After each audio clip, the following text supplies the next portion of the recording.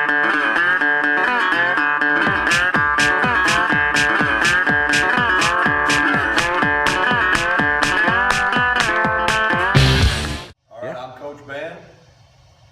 Brendan, we're back with Flag Friday. We're going to teach you guys the do's and the don'ts of the Glute Ham Raise, also known as the Glute Ham Developer, and there's a couple other names that these people call it by, but we'll leave those out. So the first thing we're going to do is we're going to start with the don'ts, which the first one is going to be the sit-up, popularized by the amazing CrossFit Games. So where these people get in here like this, they sit in this pad in reverse, and we attempt to do a sit-up. Okay, so the worst part of this movement is the extension in the spine. So, not good. Not good. So, what's happening here is, go ahead and go all the way back down for me. If you can hang out down there. So, we're severely hyperextended with this pad being right here, creating this nice, good focal point right there, just cranking on the spine. So what we have happen here, hyperextension, over hyperextension of the spine, always a very bad thing.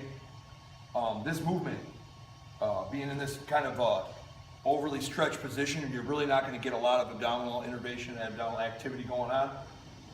What we have happen in this position is most athletes, and above and beyond that is the general population, most of these people are overactive in the hip flexor and in the quads, okay? So a lot of people think that they're gonna get a good stretch in that area using this exercise, which really isn't gonna happen. So we'll show you why here.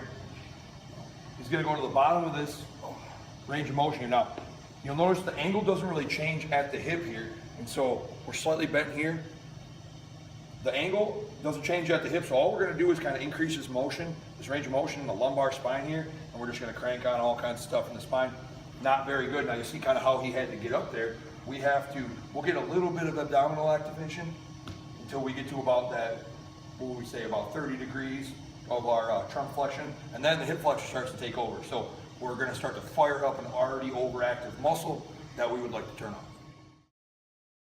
Part two of the don'ts is you're gonna find yourself somehow, some way in this machine correctly, and this is the position you're gonna be in. Now, what we see happen with this thing all the time is we want to develop the glute ham and raise the body. That's kind of how it got the name here. So what we see happen here is this pad's way too far away here. Some of these machines do have a nice elevated surface here to rest the knee on. That's okay. And so sometimes we can start with the beginners kind of out here like this. It's a shorter lever here, so it makes the range of motion a little bit easier and a little less intense on the hamstring. So we can start here. So for most of these people, we'll start you somewhere in this realm, but what we see is the first don't that we see when you're in this correctly is we kind of go all the way down just like you're about to do a glute ham raise. Now, when we come up, what we start to see is we just get this really nasty hyperextension at the spine. We see this over-exaggerated lumbar curve, okay? So now what we're doing is we're taking tension that's supposed to be in the muscle of the hamstring here and a little bit in the glute. We're putting it into the low back, again, hyperextending, almost in the same position, just flipped over as we were as in the sit-up. So how we can coach this to fix this. So we don't have to mess with this position too much yet right now. So how we coach him to fix this is we want him to turn the glutes on so we can have him squeezing, tuck the tail, we say a lot, and then we want to keep the rib cage low. So you see when he engages the rib cage, it takes this lumbar curvature out of this movement here. So go ahead and brace tight and yep, just right here. And let's do a couple reps here. So keeps the glutes engaged, rib cage low, go ahead, come up, and he comes up here to flat. That's the first extension part of this movement. Okay, so most people aren't strong enough to handle this movement free without any assistance. So we give them a band for assistance, or you could do, a PVC dowel to push off the ground, or you can have a partner assistance. These have to be pretty thick bands. This is a Elite FTS average band. You can use strong band, something that's going to give you in the realm of something like 100 pounds of help. So what we're going to do is we're going to attach under the foot pads here, like this here. All you got to do is choke it on here. That way when he's forward on the machine, this is going to stretch out and help. So drape it under. We're hopping here. What I like to do is catch the knees just on the edge of the pad. If this bottom pad here isn't all the way up to rest your knees on. So Different machines have different kind of specs, so you're gonna have to figure it out for yourself. So these ones, we wanna have the hands attached nice and low on the band here. This will help us keep the rib cage engaged and collapse. If the band is up here, like I see a lot on all these guys, they reach back like this, and their arms are already up, the rib cage already, we don't wanna open up here, we're gonna wanna hyperextend the back at the bottom of this motion, okay? So having the hands down and the shoulders down here like this, it's already gonna put you at a good position. So what we're gonna do, you do wanna dig the toes in. Down here, a lot of guys kinda keep the toes off the plate. That's not good. We wanna develop this whole posterior chain all in unison, okay? So we wanna dig the toes in, grab nice and low on your base. We're gonna stretch out way out here like this. We can go down, we can collapse, okay? Still wanna have neutral spine. I don't wanna be completely rounded here. Neutral spine. We wanna extend the hip here, and then we're gonna finish with this nice curl, okay? So fast motion.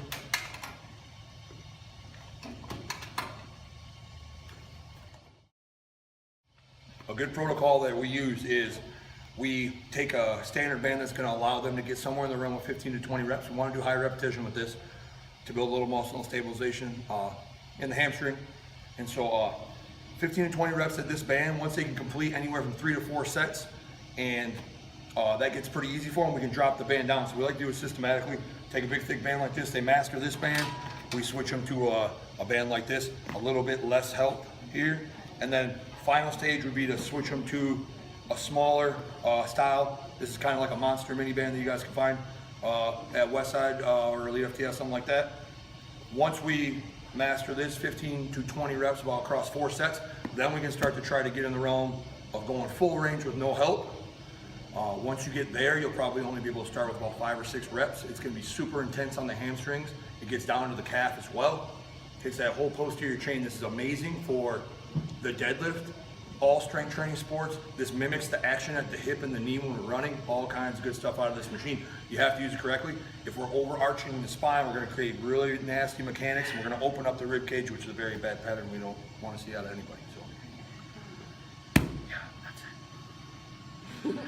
it.